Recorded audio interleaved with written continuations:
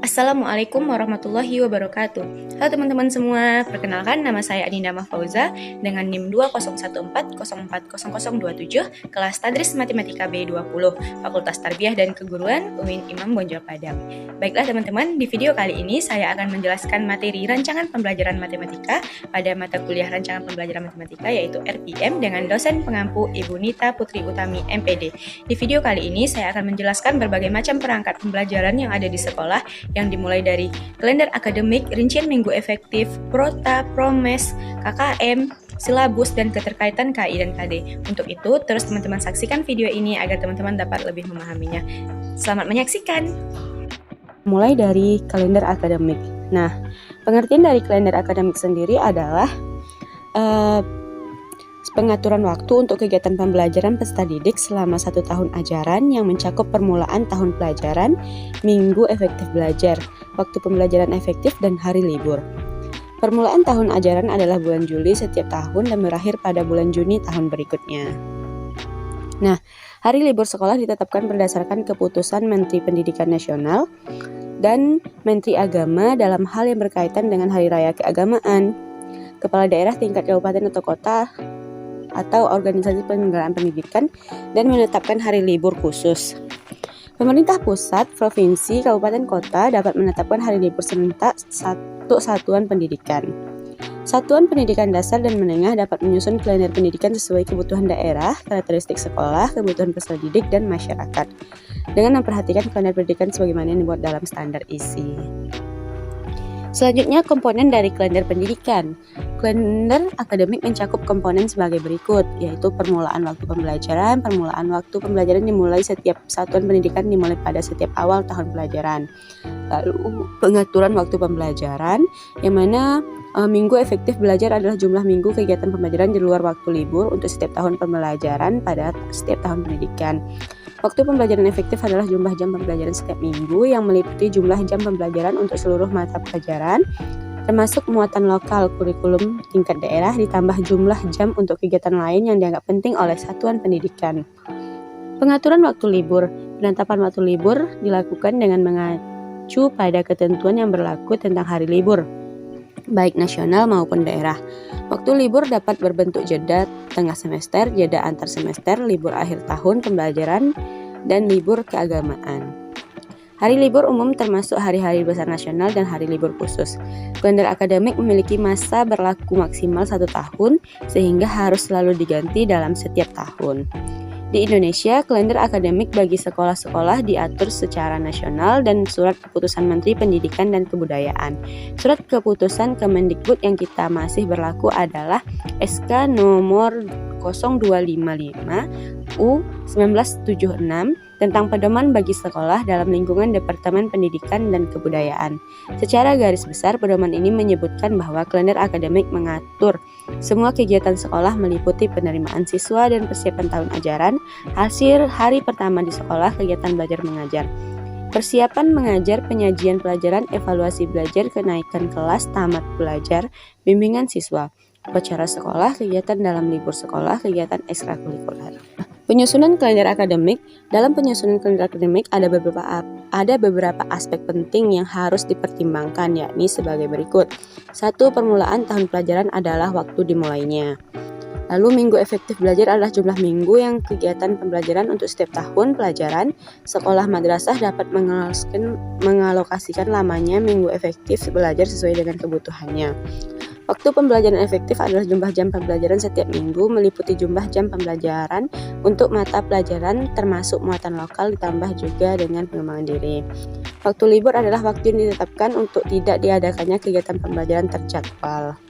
Waktu libur dapat berbentuk jeda tengah semester, jeda antar semester, libur akhir tahun pelajaran, hari libur keagamaan, dan hari libur umum. Libur jeda tengah semester, jeda antar semester, libur akhir digunakan persiapan administrasi akhir tahun. Sekolah atau madrasah pada daerah tertentu memerlukan libur keagamaan lebih panjang, dapat mengatur hari libur keagamaan sendiri tanpa mengurangi jumlah minggu efektif belajar. Bagi sekolah atau madrasah yang memerlukan kegiatan khusus dalam mengalokasikan waktu secara khusus tanpa mengurangi jumlah minggu efektif belajar. hari libur umum atau nasional, dan penetapan hari serentak untuk setiap jenjang dan pendidikan sesuai dengan peraturan pemerintahan. Langkah-langkah menyusun kalender akademik yaitu sebagai berikut. Yang pertama, melihat kalender akademik pendidikan nasional yang telah dikeluarkan oleh pemerintahan dalam hal Kemendiknas atau Kemenak sebagai acuan, lalu menetapkan minggu efektif, libur tengah semester, libur antar semester, dan serta libur akhir tahun sesuai dengan acuan yang telah ditetapkan. Lalu menyesuaikan kalender dengan hari-hari libur umum maupun agama, lalu menentukan periode efektif pembelajaran dengan mempertimbangkan hari-hari yang akan tersita dengan kegiatan pengembangan diri. Menentukan bobot dan alokasi hari-hari pembelajaran efektif setelah disesuaikan dengan hari efektif fakultatif. Lalu merekap kalender pendidikan selama 1 tahun penuh atau dapat pula ditambah kalender pendidikan per semester dan per bulan dengan rapi dan teliti oleh tim perumus kalender pendidikan. Pelaksanaan kalender akademik. Dalam pelaksanaan kalender akademik wajib diperhatikan prinsip operasi kegiatan sekolah ialah setiap kegiatan mempunyai fungsi peningkatan mutu, lalu setiap kegiatan mempunyai kaitan fungsional, lalu dalam fungsinya untuk meningkatkan mutu pendidikan, lalu penjadwalan kegiatan ekstrakurikuler, menjamin kelancaran dan efektif pembelajaran selama kegiatan ekstrakurikuler. Dengan memperhatikan prinsip-prinsip tersebut, terjadi penghamburan waktu atau 3 jam beberapa kegiatan pelaksanaannya yang tidak tepat atau waktu pelaksanaannya berhimpit kiranya dapat dihindari, terlebih apabila dapat didukung oleh perencanaan dan pengaturan yang cermat, seksama, dan bijak. Maksud pembuatan pedoman penyusunan kalender akademik bagi sekolah ialah sebagai usaha pembakuan terhadap pelaksanaan segenap kegiatan di sekolah. Fungsi kalender akademik. Kalender akademik perlu disusun dan dibuat untuk dilaksanakan karena memiliki beberapa fungsi, yaitu sebagai berikut. Yang pertama, mendorong efektivitas dan efisiensi proses pembelajaran di sekolah. Yang kedua, menyosialisasikan ketentuan mengenai hari efektif dan hari libur sekolah. Lalu ketiga, pedoman dalam menyusun program kegiatan pembelajaran di sekolah. Lalu yang terakhir, pedoman bagi guru untuk menyusun prota, promes, serta membuat silabus, rancang pembelajaran atau RPP, dan satuan pembelajaran lainnya. Alokasi waktu kalender akademik. Alokasi waktu dalam kalender akademik yaitu sebagai berikut, yaitu minggu efektif maksimal alokasi waktu minimum 34 minggu dan maksimal 38 minggu. Lalu alokasi waktunya maksimal 2 minggu setiap 1 minggu tiap semester, dan alokasi maksimum 1 minggu digunakan untuk kegiatan yang diprogramkan secara khusus oleh sekolah dan madrasah tanpa mengurangi 1 minggu efektif belajar dan waktu pembelajaran efektif. Selanjutnya kita masuk kepada rincian minggu efektif, yaitu pengertian rincian minggu efektif. Yang pertama, minggu efektif adalah hitungan hari-hari efektif yang ada pada tahun pelajaran berlangsung untuk membantu kemajuan belajar peserta didik. Di samping modul, perlu dikembangkan program mingguan dan harian. Program ini merupakan program penjabaran semester dan program modul.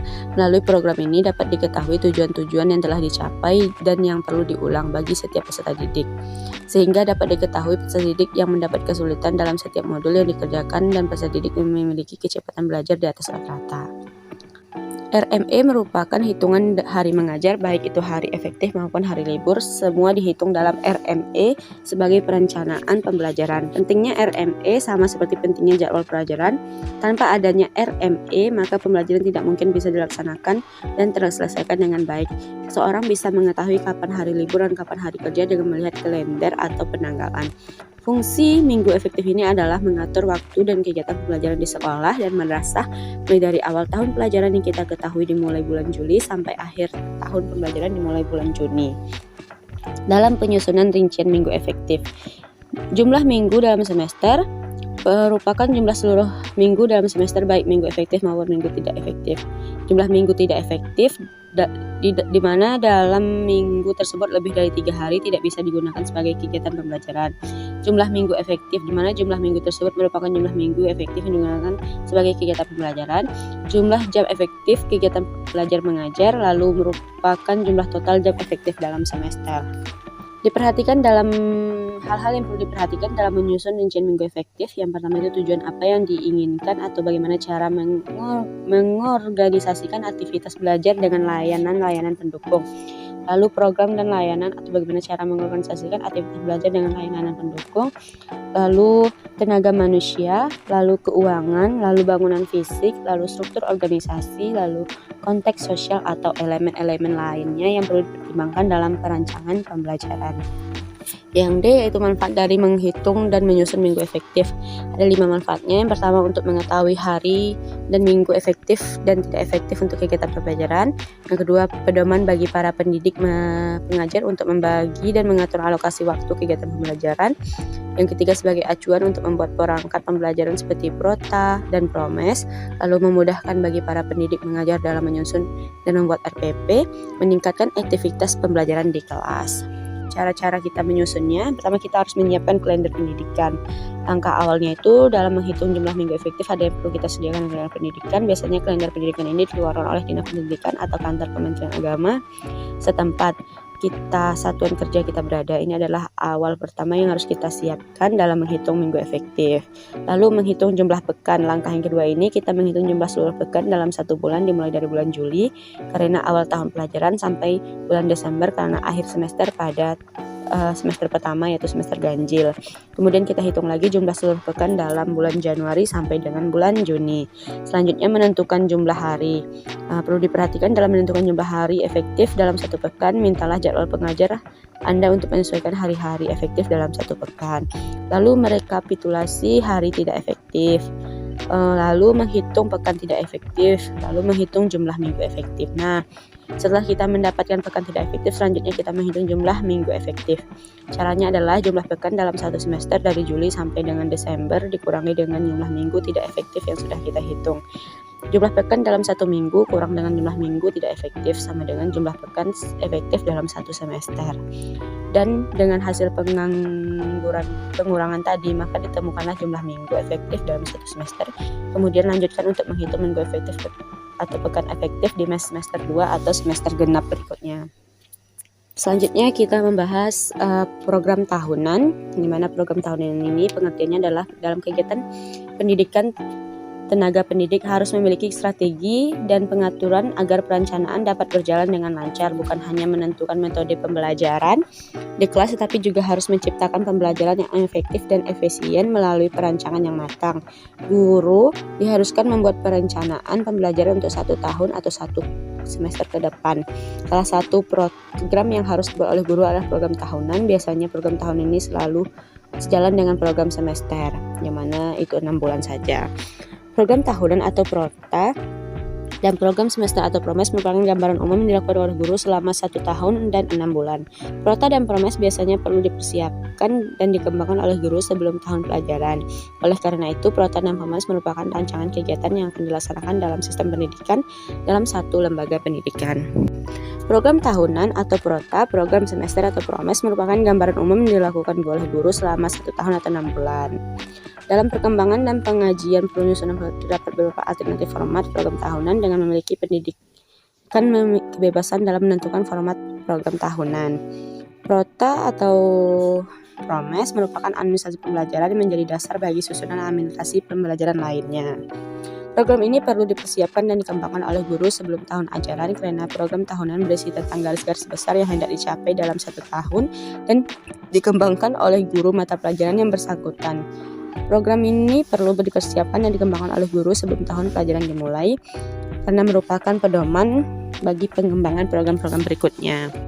Lalu program tahunan merupakan rancangan penetapan lokasi waktu 1 tahun pembelajaran untuk mencapai kompetensi inti, kompetensi dasar yang ada dalam kurikulum. Prota berdasarkan kurikulum 2013 merupakan program umum pembelajaran untuk setiap kelas yang dikembangkan oleh guru.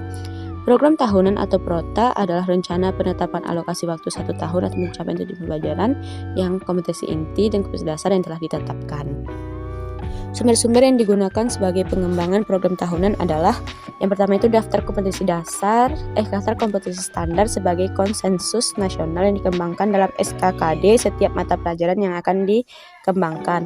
Lalu skope dan sekuensi setiap kompetensi, lalu kalender pendidikan, penyusun kalender pendidikan selama 1 tahun pembelajaran mengacu pada efisiensi, aktivitas, dan hak-hak peserta didik.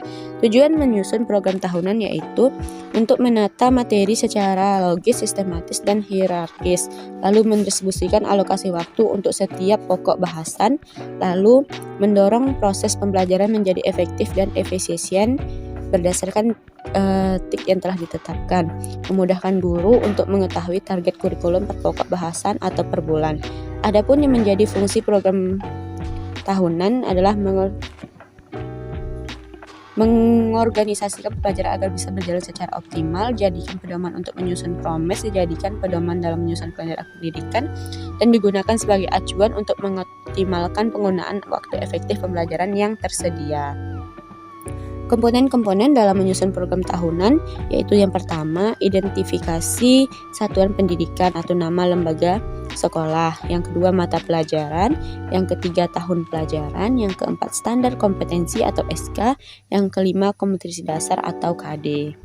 Nah, yang diperhatikan dalam menyusun program tahunan yaitu faktor-faktor yang perlu diperhatikan dalam menyusun program tahunan terdapat pada langkah-langkah dalam menyusun program tahunan itu sendiri. Di antaranya 1. Hitung alokasi waktu dalam setahun berdasarkan kalender pendidikan yang diterbitkan oleh satuan pendidikan.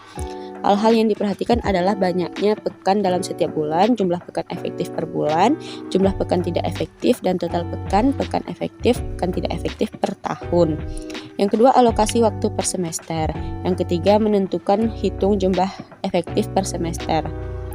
Nah, yang keempat, distribusi alokasi waktu. Hal-hal yang diperhatikan yaitu hitungnya banyak kompetensi dasar dalam semester, lalu tentukan kedalaman dan keluasan materi pada kompetensi dasar tersebut, lalu jabarkan jam efektif yang telah dihitung pada setiap kompetensi dasar berdasarkan keluasan dan kedalaman. Nah, ini adalah format atau contoh format dari program tahunan. Bisa teman-teman lihat, di situ ada semester, ada standar kompetensi, ada kompetensi dasar, dan ada waktunya atau alokasi waktu. Selanjutnya, pengertian dari program semester. Menurut KBBI, program adalah program dalam suatu sistem persekolahan yang mempersiapkan sejumlah mata pelajaran yang diperuntukkan bagi siswa yang ingin melanjutkan studi, sedangkan program semester adalah satuan waktu yang digunakan untuk penyelenggaraan program pendidikan. Program semester adalah satuan waktu yang digunakan untuk penyelenggaraan program pendidikan. Program semester berisi garis-garis besar yang mengenai hal-hal yang hendak dilaksanakan dan dicapai dalam semester tersebut. Di dalam program pendidikan semester dipakai satuan waktu terkecil yaitu satuan semester untuk menyatakan lamanya satu program pendidikan. Program semester merupakan penjabaran yang masuk ke dalam program tahunan. Artinya, promes tidak bisa dibuat tanpa adanya susunan program tahunan. Umumnya program semester ini berisi mengenai identitas mulai dari satuan pendidikan, nama sekolah, kelas, semester, mata pelajaran, dan tahun pelajaran. Isian mulai dari standar kompetensi atau SK, kompetensi dasar atau KD, jumlah satuan pertemuan atau JP, dan pelajaran serta bulan. Komponen-komponen dalam program semester.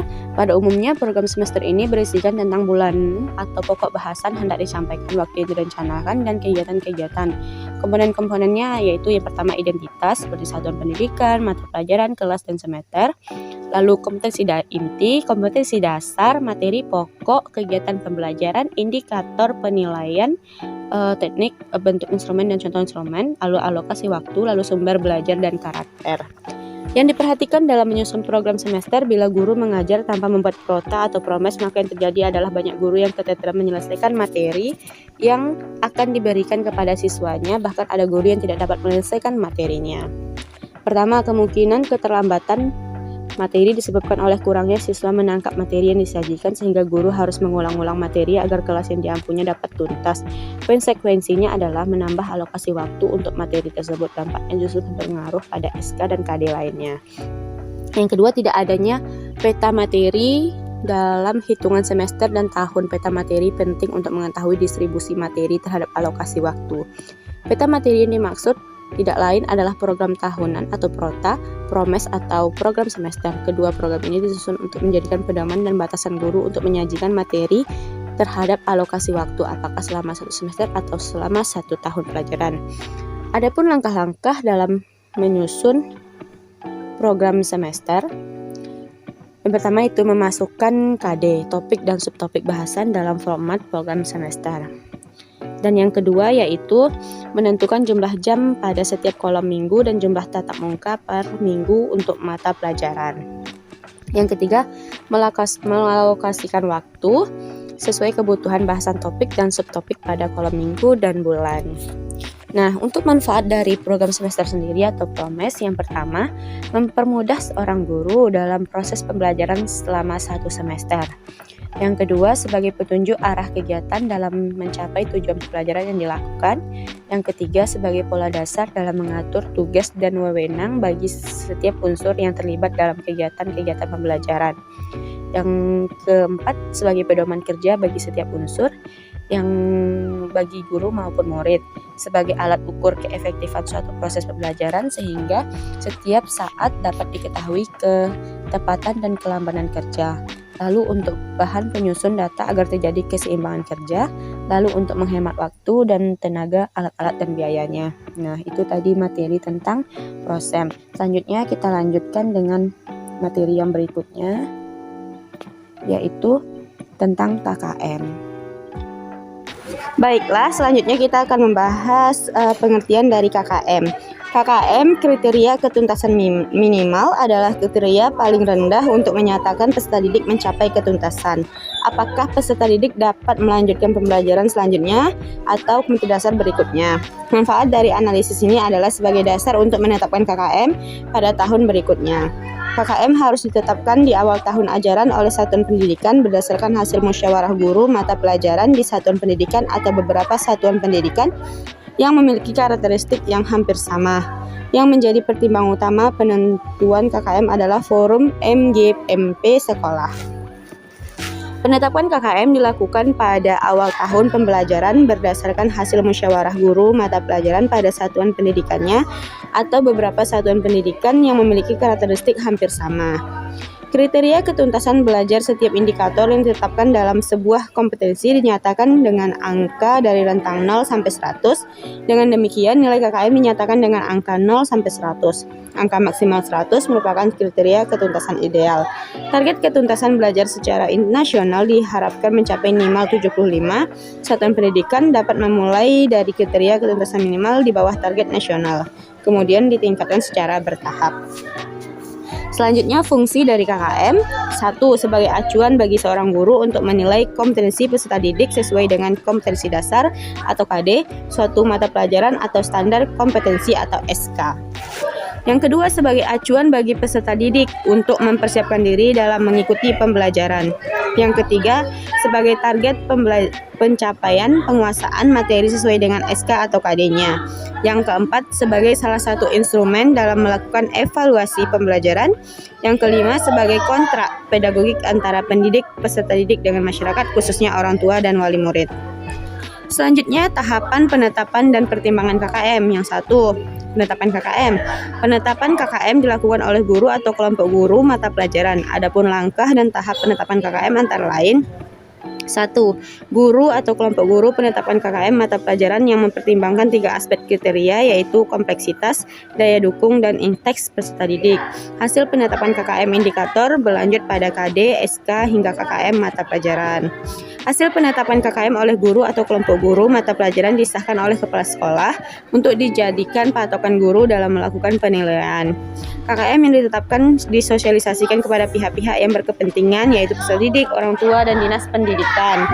KKM dicantumkan dalam pelaporan hasil pelajar atau raport pada saat hasil penilaian dilaporkan kepada orang tua dan wali murid peserta didik.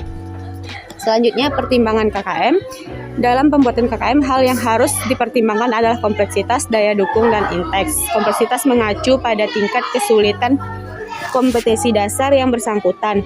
Daya dukung meliputi kelengkapan mengajar seperti buku, ruang belajar, laboratorium jika diperlukan, dan lainnya. Sedangkan inteks merupakan kemampuan penalaran dan daya dukung peserta didik.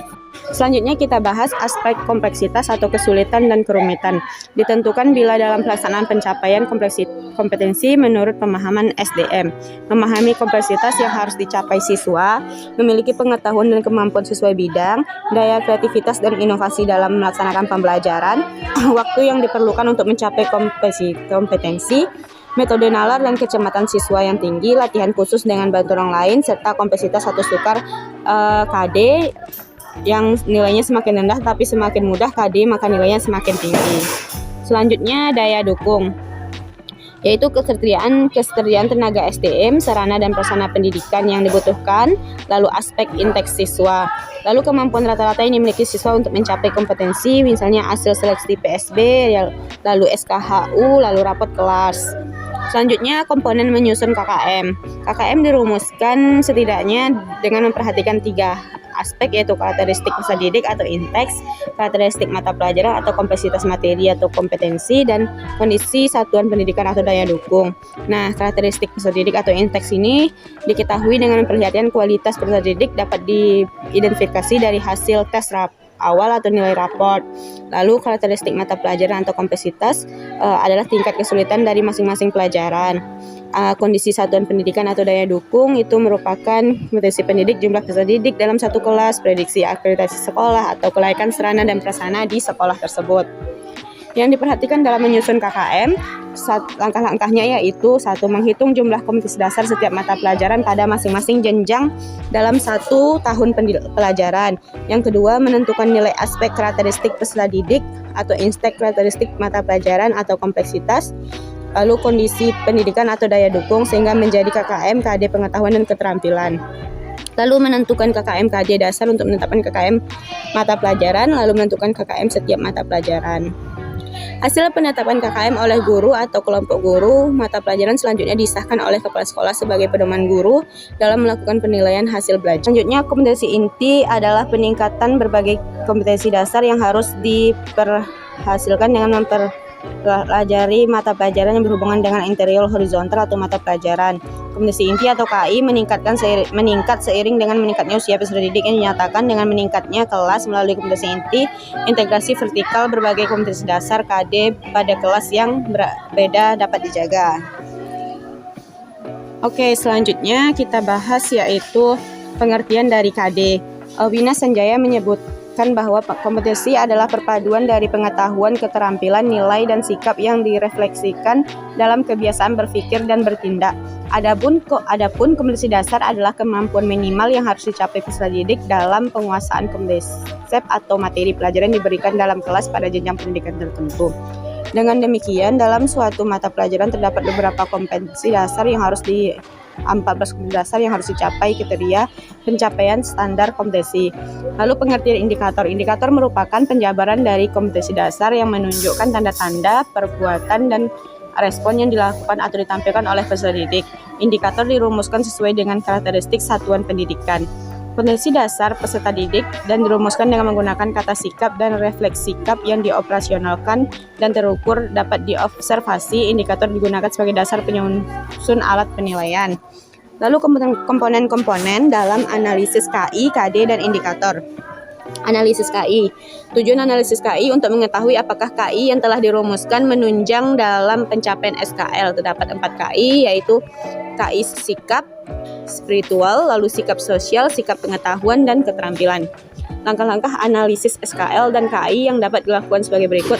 Membaca dan memahami Permendikbud nomor 20 tahun 2016 tentang standar kompetensi lulusan dan Permendikbud nomor 21 tahun 2016 tentang standar ISTI. Lalu melihat tuntutan yang ada pada deskripsi SKL dan KI, lalu memperhatikan dimensi pengetahuan pada SKL dan KI, lalu komponen pengetahuan keterampilan SKL dan KI, lalu tempat penerapan yang digambarkan pada SKL dan KI, lalu melihatkan keterkaitan antara SKL dan KI. Selanjutnya, analisis kompetensi dasar atau KD. Analisis kompetensi dasar atau KD merupakan hal yang penting yang harus dilakukan oleh guru sebelum melaksanakan proses pembelajaran. Hal pertama dalam melakukan analisis KD adalah dengan menentukan target yang akan dicapai sesuai dengan kompetensi dasar dengan cara memisahkan target kompetensi dengan materi yang akan terdapat pada KD. Poin-poin yang harus diperhatikan pada saat menentukan target KD. Yang pertama, tidak mengubah deskripsi pada KD. Yang kedua, memisahkan setiap kompetensi kata kerja yang ada pada KD. Yang ketiga, memisahkan setiap materi pada KD. Yang keempat, memisahkan setiap prosedur pencapaian. Yang kelima, menulis target jika ada kata menjadi target yang terpisah. Selanjutnya, indikator. Nah, pengembangan indikator dan materi pelajaran merupakan dua kemampuan yang harus dikuasai oleh seorang guru sebelum mengembangkan RPP dan melaksanakan pembelajaran. Analisis yang dilakukan guru terhadap KI dan KD dan indikator dapat membantu guru dalam mengembangkan IPK yang dijadikan dasar dalam menentukan pembelajaran dengan meningkatkan nilai-nilai karakter melalui kegiatan literasi dan pengembangan keterampilan abad 21. Pendidik dapat merumuskan indikator pencapaian kompetensi pengetahuan terkait dengan dimensi pengetahuan dan dimensi proses kognitif, serta di indikator keterampilan berkaitan tidak hanya berketerampilan bertindak tapi juga keterampilan berpikir dan juga dikatakan sebagai keterampilan abstrak dan konkret.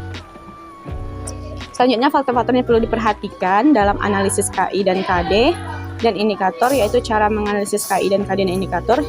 Menganalisis KI dan KD merupakan aktivitas mengkaji secara mendalam mengenai berbagai unsur yang terkandung dalam KI dan KD. Menganalisis KI dan KD merupakan langkah awal dalam membuat perencanaan pembelajaran berupa silabus. Nah, mekanisme analisis KI dan KD untuk mempermudah menganalisis KI dan KD yaitu bisa lihat tabel ini, yang mana ada KI, ada KD, ada tahap berpikir, ada indikator pencapaian, ada tahap berpikir, lalu ada materi pokok, ada ruang lingkup, dan ada alokasi waktunya. Baik, selanjutnya kita masuk kepada pengertian silabus. Nah, silabus sebagai salah satu perangkat pembelajaran yang wajib dimiliki oleh guru. Silabus ini juga wajib digunakan sebagai sarana untuk memudahkan pembelajaran mencapai tujuan yang diharapkan. Jadi otomatis setiap guru ini kemudian akan menjadikan silabus ini sebagai pedoman menyusun rencana kegiatan pembelajaran pada setiap mata pelajaran. Nah, komponen-komponen dalam menyusun silabus ada beberapa komponen, yaitu yang pertama identitas mata pelajaran, yang kedua identitas sekolah, yang ketiga kompetensi inti atau KI. Lalu faktor-faktor yang diperhatikan dalam analisis menyusun silabus, yaitu dalam implementasi kurikulum tingkat satuan pendidikan, setiap sekolah diberikan kebebasan dan keleluasaan untuk mengembangkan silabus sesuai dengan karakteristik peserta didik serta kondisi dan kebutuhan masing-masing. Ada beberapa prinsip yang mendasar pembangunan silabus, antara lain ilmiah, relevan, sistematis, konsisten, memadai, aktual dan kontekstual, fleksibel dan menyeluruh. Lalu langkah-langkah pengembangan silabus, ada beberapa langkah-langkah. Yang pertama, mengkaji kompetensi inti atau KI dan kompetensi dasar. Hal yang harus diperhatikan dalam mengkaji KI dan KD adalah sebagai berikut. Urutan KI dan KD itu sendiri berdasarkan kepada suatu hierarki konsep disiplin ilmu atau tingkat kesulitan materi, tidak harus selalu sesuai dengan urutan yang ada dengan standar isi. Lalu keterkaitan antara kompetensi inti dengan kompetensi dasar dalam suatu mata pelajaran. Lalu mengidentifikasi materi pokok pelajaran. Hal yang harus diperhatikan dalam mengidentifikasi materi pokok yaitu potensi peserta didik, relevansi dengan suatu karakteristik daerah, intelektual, emosional, dan tingkat pengembangan fisik, sosial, serta spiritual dari peserta didik. Lalu kebermanfaatan bagi peserta didik, lalu struktur dari suatu keilmuan, lalu aktualitas serta kedalaman dan keluasan dari suatu materi pembelajaran, lalu relevansi yang dibutuhkan berdasarkan kebutuhan peserta didik serta tuntutan lingkungan, lalu yang terakhir alokasi waktu. Nah, mengembangkan kegiatan, hal-hal yang harus diperhatikan dalam mengembangkan kegiatan pembelajaran, yaitu kegiatan pembelajaran ini kemudian disusun dengan tujuan memberikan bantuan pada para pendidik, khususnya para guru. Lalu kegiatan pembelajaran ini berisi rangkaian kegiatan yang harus dilakukan para peserta didik.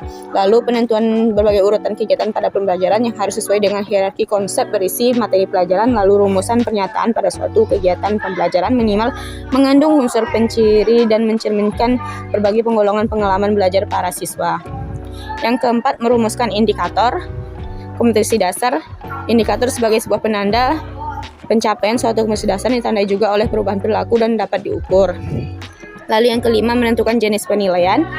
Penilaian pencapaian kompetensi dasar pada peserta didik yang dilakukan berdasarkan kepada indikator yang sudah ditetapkan sebelumnya. Lalu menentukan alokasi waktu. Nah, penentuan alokasi waktu pada suatu kompetensi ini didasarkan pada jumlah minggu efektif serta alokasi waktu yang dibutuhkan oleh pada setiap mata pelajaran per minggu dengan mempertimbangkan sejumlah keluasan dalam tingkat kesulitan kompetensi dasar serta berbagai tingkat kepentingan kompetensi dasar. Yang terakhir yaitu menentukan jumlah sumber belajar. Sumber belajar sebagai suatu rujukan, objek dan bahan yang digunakan untuk kegiatan pembelajaran berupa media cetak serta media elektronik, narasumber, lingkungan fisik, lingkungan alam, sosial, dan budaya. Penentuan sumber belajar ini juga didasarkan kepada standar kompetensi serta kompetensi dasar, juga materi pokok atau pembelajaran, kegiatan pembelajaran serta indikator pencapaian kompetensi. Nah, di sini ada format silabus yang mana ada satuan pendidikan. Ini adalah identitasnya, lalu standar kompetensinya dimulai dari KI 1 sampai KI 4, lalu tabelnya itu ada tabel kompetensi dasar, materi pembelajaran, indikator, nilai karakter, kegiatan pembelajaran, alokasi waktu, sumber belajar, dan penilaian. Sekianlah video penjelasan dari saya. Apabila ada salah-salah kata, saya mohon maaf. Kepada Allah saya mohon ampun. Terima kasih kepada teman-teman semua yang telah menyaksikan. Wabillahi taufiq wal hidayah. Wassalamualaikum warahmatullahi wabarakatuh. Dadah semua.